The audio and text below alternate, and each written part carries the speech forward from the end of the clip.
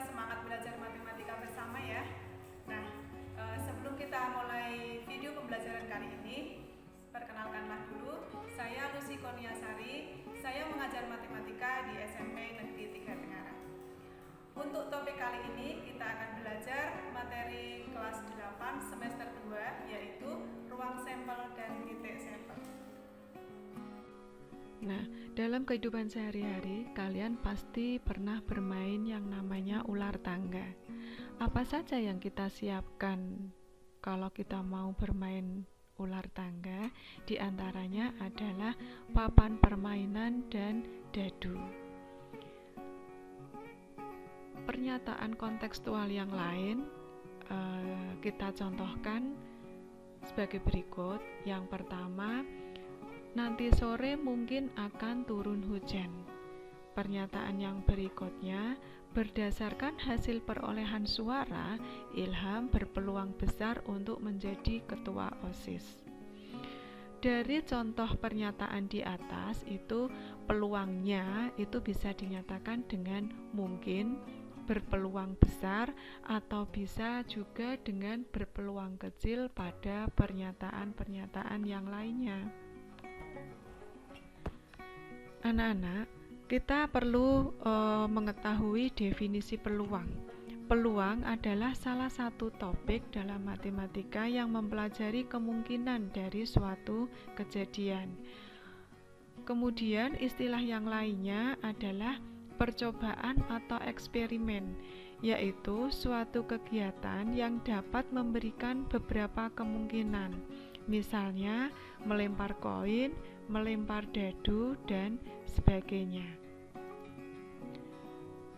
Kemudian kita mengetahui pengertian dari ruang sampel. Ruang sampel adalah himpunan dari semua hasil yang mungkin pada suatu percobaan atau kejadian. Contohnya, pada pelemparan koin akan terdapat 2 buah kejadian yang mungkin terjadi, yaitu muncul angka atau muncul gambar. Maka ruang sampelnya adalah S. S itu adalah himpunan semesta sama dengan himpunan A dan G. A itu angka, G itu gambar. Untuk menulis, membuat, menghitung ruang sampel, kita bisa memakai beberapa cara sebagai berikut. Yang pertama dengan tabel, kemudian yang kedua dengan diagram pohon, yang ketiga dengan himpunan pasangan berurutan, kemudian yang keempat dengan aturan perkalian. Kemudian pengertian dari titik sampel itu sendiri. Titik sampel adalah anggota-anggota dari ruang sampel atau kemungkinan-kemungkinan yang muncul. Contohnya, pada pelemparan satu koin, maka titik sampelnya adalah A dan G, angka dan gambar. Kemudian kita langkah berikutnya menyusun ruang sampel. Menyusun ruang sampel, koin itu mempunyai 2 sisi, yaitu angka dan gambar. Sehingga pada pelemparan satu buah koin itu terdapat 2 buah kejadian yang mungkin terjadi, yaitu munculnya angka atau gambar. Bagaimana jika terdapat 2 koin atau lebih? Nah, untuk menentukan banyak anggota ruang sampel yang mungkin terjadi, kita bisa menggunakan rumus NS sama dengan 2 pangkat N. 2 itu kita dapat dari kemungkinan satu koin itu muncul 2 kejadian. Sedangkan N itu adalah jumlah koin yang ada. Kita juga bisa menentukan ruang sampel dan anggotanya dengan diagram pohon atau dengan tabel. Kemudian menyusun ruang sampel dadu. Dadu memiliki 6 buah sisi, sehingga untuk pelemparan satu buah dadu terdapat 6 buah kejadian yang mungkin terjadi, yaitu munculnya sisi-sisi angka 1, 2, 3, 4, 5, dan 6. Bagaimana jika terdapat 2 dadu atau lebih? Nah, untuk menentukan banyak anggota ruang sampel yang mungkin terjadi, kita bisa menggunakan rumus NS sama dengan 6 pangkat N, di mana N itu adalah jumlah dadu yang ada. Begitu juga dengan ruang sampel pada koin, ruang sampel pada dadu, kita bisa menentukan anggotanya dengan diagram pohon atau dengan tabel. Untuk lebih jelasnya, kita akan bahas contoh soal dari ruang sampel dan titik sampel. Yang pertama, 3 buah koin dilempar bersamaan. Pertanyaannya, gambarkan dan tentukan banyaknya ruang sampel. Pertanyaan kedua, tentukan titik sampel yang menunjukkan minimal 2 gambar. Yang ketiga, tentukan titik sampel yang menunjukkan 1 gambar. Yang berikutnya, tentukan titik sampel yang maksimum 2 gambar. Nah, kalian bisa menggunakan tabel seperti yang tadi Bu Lucy sampaikan, atau menggunakan diagram pohon seperti ini. Karena ada 3 buah koin, kita berarti membuatnya ini koin yang pertama. Koin yang pertama itu kemungkinan munculnya angka dan gambar. Koin yang kedua, di angka ini juga mungkin akan muncul angka dan gambar.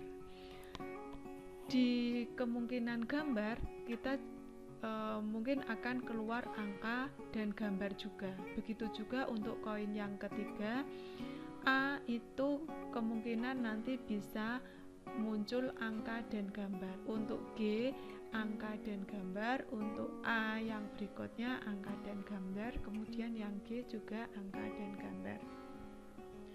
Sehingga kita bisa mendapatkan titik sampel, yaitu ini, A. Berarti kemungkinan itu keluarnya adalah angka semua. Atau yang berikutnya AG, angka gambar. Yang berikutnya AGA, angka gambar, angka, dan seterusnya. Sehingga banyak ruang sampel yang ada itu adalah 8. Menjawab pertanyaan yang kedua, titik sampel yang menunjukkan minimal 2 gambar. Minimal 2 gambar itu berarti kalau 1 gambar tidak boleh. Minimal 2 gambar. Kalau lebih 3 gambar boleh enggak? Boleh. Nah, kita bisa melihat dari diagram pohon ini, yang minimal 2 gambar itu akan muncul 4, yaitu AGG, GAG, GGA, dan GGG. Untuk pertanyaan yang berikutnya, titik sampel yang menunjukkan 1 gambar. Nah, ini ada 3, yaitu apa? AAG, AGA, dan GAA. Untuk yang berikutnya, titik sampel yang maksimum 2 gambar itu kita dapatkan 6, yaitu AAG, AGA, AGG, GAA, GAG, dan GGA. Nah, bisa dipahami. Kita lanjut untuk contoh yang kedua. 6 buah koin dilempar bersamaan. Pertanyaannya, tentukan banyak anggota ruang sampel yang mungkin terjadi. Pertanyaan berikutnya, titik sampel yang menunjukkan minimal 5 gambar. Kemudian yang menunjukkan 2 gambar, dan yang terakhir 3 gambar. Untuk pembahasan ini, karena kita lebih dari 1 koin, itu kita bisa menggunakan rumus 2 pangkat N. N-nya ada 6, berarti 2 pangkat 6 itu sama dengan 64. Coba kita cek Kita bisa menyusun itu bisa dengan menggunakan segitiga Pascal. Bentuknya seperti ini, 1, 1, 1, 1 ditambah 1 sama dengan 2 diletakkan di sini, kemudian 1 ditambah 2 itu 3 di sini, 2 ditambah 1 sama dengan 3 diletakkan di sini, dan seterusnya sampai muncul angka 6 karena di sini ada 6 koin. Nah, kita jelaskan ini anak-anak, angka 1 itu berarti adalah 6G. Angka 6 itu berarti 5G 1A, kemudian angka 15 itu 4G 2A, dan seterusnya. G-nya berkurang, kemudian A-nya bertambah. Nah, kalau yang satu ini itu adalah 6 angka, boleh enggak? Boleh, sama saja. Nanti kita menyusunnya berarti dari bawah. Nah, setelah kita menuliskan seperti ini, kita bisa menentukan banyak anggota ruang sampel. Dari mana? 1 ditambah 6 ditambah 15 ditambah 20 ditambah 15 ditambah 6 ditambah 1 itu hasilnya 64, berarti sama jika kita menggunakan rumus 2 pangkat N seperti tadi.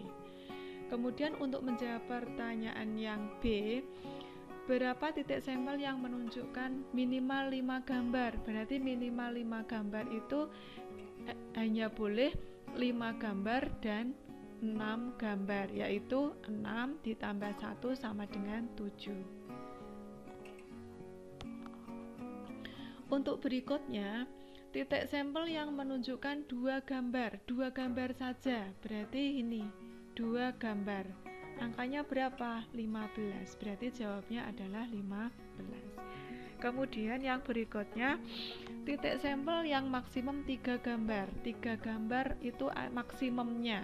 Nah, berarti kita boleh pakai 1 gambar, 2 gambar, 3 gambar. Berarti 6 ditambah 15 ditambah 20 sama dengan 41.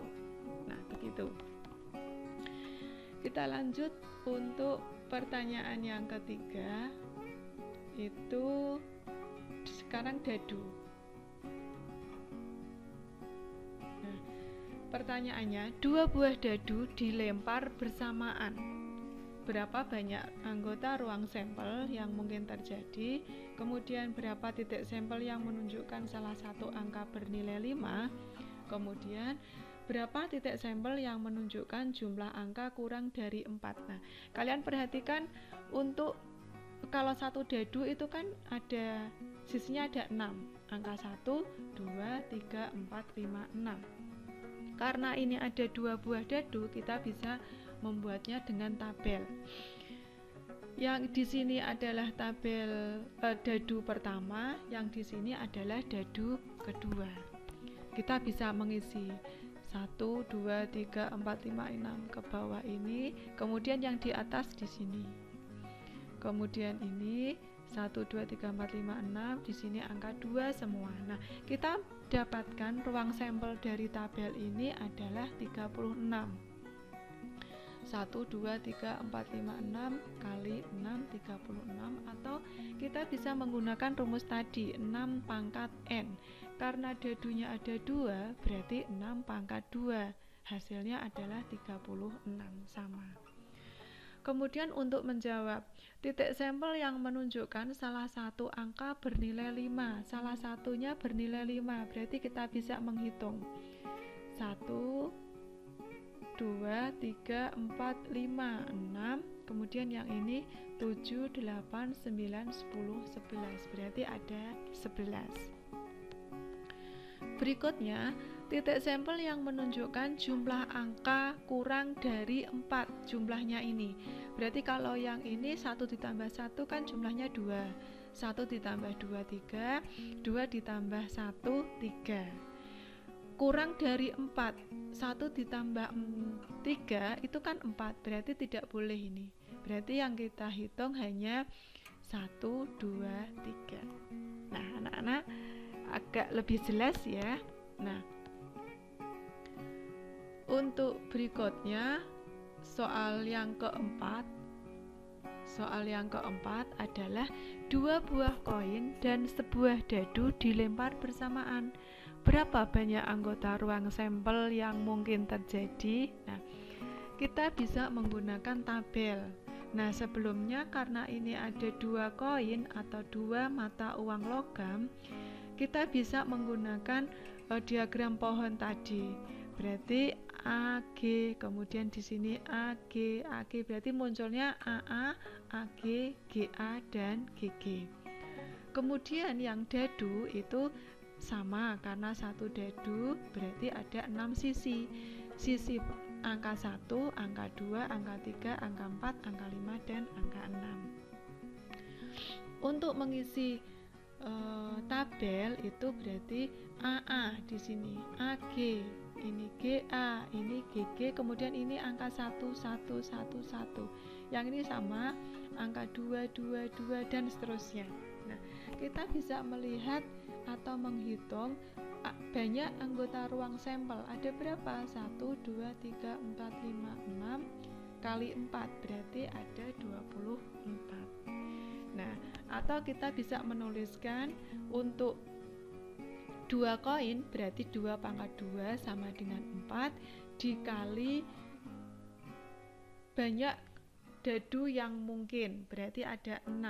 Nah, seluruhnya anggota ruang sampel berarti ada 24. Nah, seperti itu. Mudah ya? Nah, anak-anakku semuanya, kita sudah berhasil mempelajari ruang sampel dan titik sampel Mencoba bersama. latihan-latihan. Untuk melengkapi referensi kalian, kalian bisa belajar di rumah dengan mempelajari buku-buku yang ada di perpus dan media yang lain, internet dan sebagainya. Anak-anakku semuanya tetap belajar giat di rumah dengan memperhatikan protokol kesehatan. Salam sehat, salam matematika. Assalamualaikum warahmatullahi wabarakatuh.